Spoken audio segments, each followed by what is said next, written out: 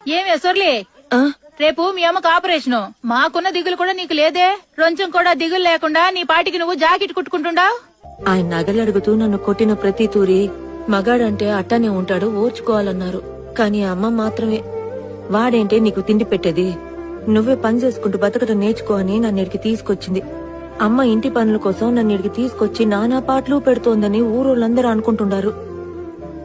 కాని నిజానికి అమ్మ నాకు ఎవరితో లేకపోయినా ఒంటరిగా ఒక ఆడది ధైర్యంగా ఎట్ట బతకాలో నేర్పించినది. ఈరోజు నాకంటే ఒక పని ఉండదు. నా కొడుకు నేను చదివించుకొని గౌరవంగా బతుకుతున్నాను. నేను ధైర్యంగా ఉన్నా. ఇప్పుడు మాత్రం నేను ఏడ్చినానంటే ఏమే నేను లేకపోతే నీకు బతకడం చేత కదా, అట్ట నిన్ను పెంచినానా అని అమ్మ సీపుర్తో సిత కొడతాది.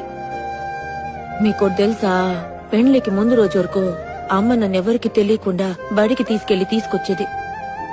టీచర్ అమ్మ కూడా అడిగినది, పిల్లని ఏటికి తీసుకుపోతుండారు, పరీక్షలు కూడా రాయని అని.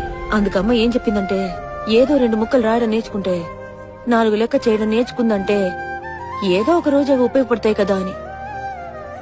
ఇంకేం చెప్పిందంటే, నా కొడుకులు కనుక ఒప్పుకుంటే నా కోడల్ని కూడా తీసుకొస్తానని చెప్పింది తెలుసా.